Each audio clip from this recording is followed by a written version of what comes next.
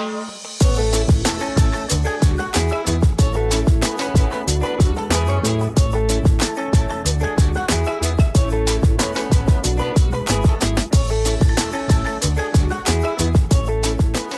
and welcome to the beginning of our 2024 Listen and Learn Summer Series. And we are super duper excited to be introducing this show. And I have to obviously point out that we're in this kind of gear, aren't we, Cyndi? Because we've got the sunglasses on. Because you may be listening at the beach or on vacation or as you're in the long car rides with the kids. So the whole purpose of this is to give you a little bite of information as you continue on with a joyous and restful summer.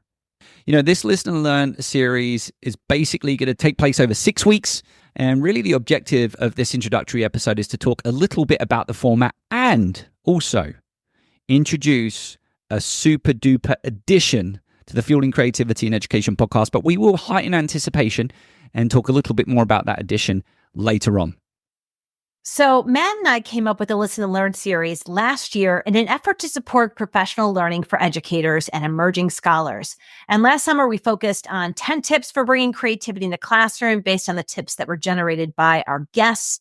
And over the winter, we offered a short series introducing generative AI in the classroom. So if you're not as interested in what we're about to showcase for you, go back to those Listen and Learn series and listen to those ones again.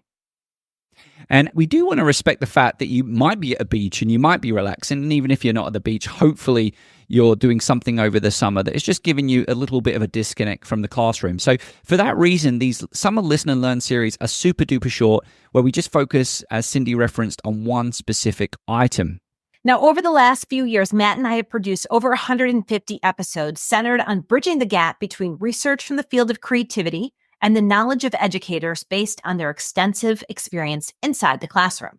And although we've interviewed many highly respected researchers and practitioners from both sides of this pendulum, we haven't really dedicated an episode to the history of creativity and creativity research. Therefore, this Listen and Learn series we are producing for this year is going to offer episodes centered on some of the classical literature of the field of creativity.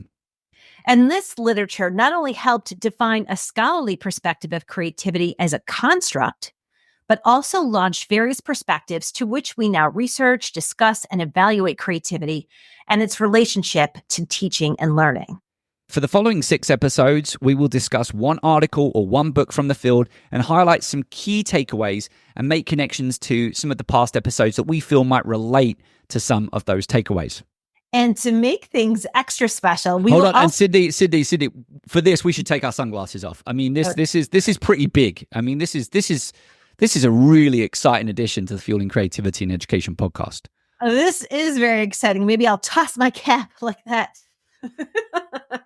So we are very excited to introduce our first Fueling Creativity and Education scholar in residence, Jimmy Wilson, who will be sharing some of his thoughts on our website, fuelingcreativitypodcast.com, about each of the articles that we share with you. So welcome to the show, Jimmy Wilson. Hey, Jimmy. Oh my gosh, thank you for the amazing introduction. Like sunglasses coming off, hats thrown in the air. I am just so thrilled to be here with Matt and Cyndi, and I'm so grateful for you for allowing me to join.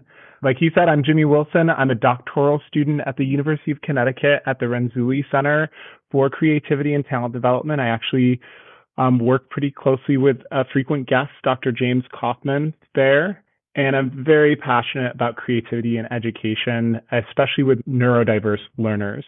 Just really excited to share my insights and experiences with you all as a scholar in residence. And just to pick up on those insights, Jimmy, and secondly, it's just great to have someone on you being able to kind of like, in essence, offer this youthful, emerging perspective of all of these great conversations that we've had on the show. You're going to be listening to some episodes, not all of the episodes, and providing some commentary in the form of blogs. And I think we've got some plans to bring you on the show during our regular season. And you recently listened to one of our episodes and actually wrote up on that. So can you tell us a little bit about that episode and what you shared, just to kind of give the listeners a little bit of a sense of what we mean by emerging scholar and what you're bringing to the show? Yeah, definitely, Matt. I'm trying to bring in literature from the research field and connect it more tightly with what you guys are doing. And for instance, a recent episode with Dr. James Kaufman and Dana Rowe about the importance of theater arts in the classroom. And one of the things that really struck me is that identity exploration and the way that acting with multiple personas in the theater encourages that. And I connected it to a Boston College psychologist, Dr. Peter Gray, who's really passionate about independent play and independent activity in children. And he wrote a paper in the Pediatric Journal of Medicine, JPEDS, I'm butchering that name, sorry, about how he thinks that a lot of the mental health crisis correlates with the lack of independent play and independent activity that kids get in day-to-day basis. And I think that'd just be such a fascinating thing to look at is how does the theater arts, how do they help with kids' mental well-being? That sounds really interesting. And I have to say, Matt, I don't know about you, but I don't think I ever knew more of what was happening in the field, like being on the cutting edge, than when I was a doctoral student. No, and just listen to Jimmy right now, right? Like, so my gut feeling is, Jimmy, you're immersed in some of the most recent literature. You've referenced you're working alongside people like James Kaufman, and it allows you to make these connections that are highly relevant to the field and also highly relevant to people like you who are looking to find that space that accommodates their interests, but also gives back to the field of creativity. And posing the question that you referenced, I remember I'd shared in that show that I'm still kind of exploring different aspects of what is it about theater communities that we get something from. And actually just the last couple of weeks, I found myself pondering, you know what, there's probably different types of people that get different things from those communities. But I started to wonder also, does it attract a certain type of person to those communities as well? And I think the question you're asking is a really highly relevant question that I think is closely associated with that. And of course, someone can then go on a scholarly journey to try and answer that question through scientific research. I also want to mention that, Jimmy, you were a teacher before you became a scholar in residence, correct? That's right. Yeah, I've spent the last decade teaching in schools and urban schools in Texas and rural schools, elementary school students, middle school students, but mostly 9th through 12th grade creative writing and English language arts. And that really got me into the research field of how can I expand this work to reach more people, just like your mission here on the podcast. And before we transition, and we are going to transition, and Jimmy, we're actually going to get you to do a very special thing on the episode, all right. And for the Listen and Learn series. But what I do want to emphasize is that, Jimmy, you had been listening to some shows, and then you reached out to us via email, or you reached out to me because I'm at the University of Connecticut as well. And you kind of just said, hey, I'd love to connect. And I want to keep putting that out there to our listeners because we really do enjoy it when we get classroom practitioners or emerging scholars like yourself who reach out to us, just want to connect and have a conversation about the type of relationship that they might have on the podcast. And we're certainly receptive to continuing to have the conversations similar to what we've had with you. And certainly we're really excited because this idea of an emerging scholar only came about, in essence, Jimmy, because you wrote that email and reached out. So thank you. Wow.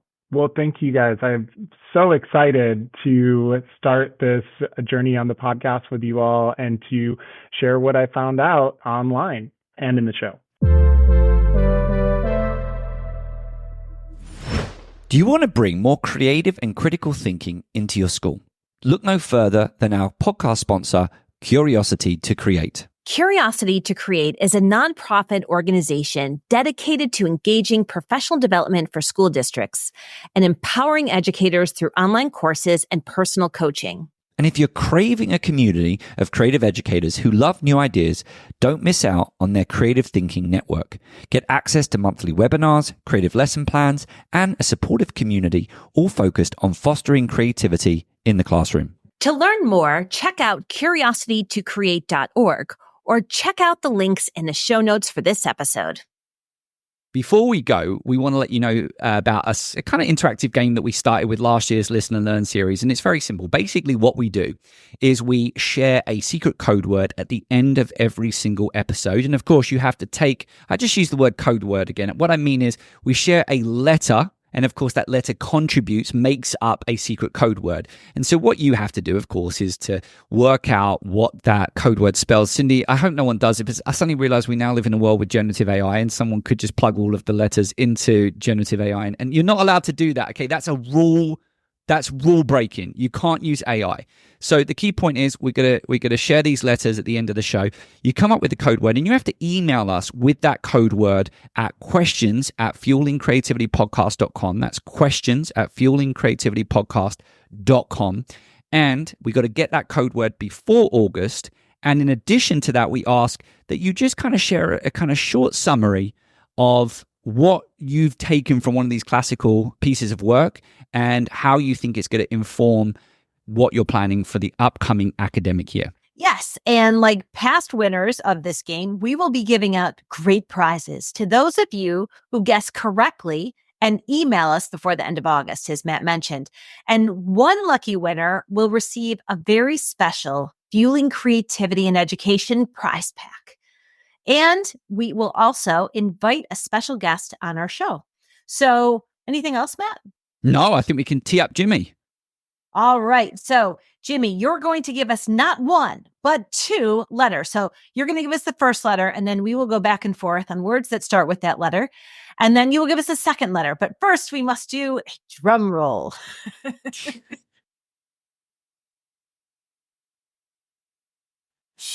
The first letter is A, as in apple. Artichoke. Avocado. Anchovy. Apollo. Asparagus. Okay, I think we're good there. It was interesting. Just for the record, I clearly was the creativity one, right? Because I broke with the food theme. You had more flexibility, but Cyndi had more fluency. So, ooh, I like that. That was a good political answer. That was. Right. I could have kept going. Now it's the one that stopped.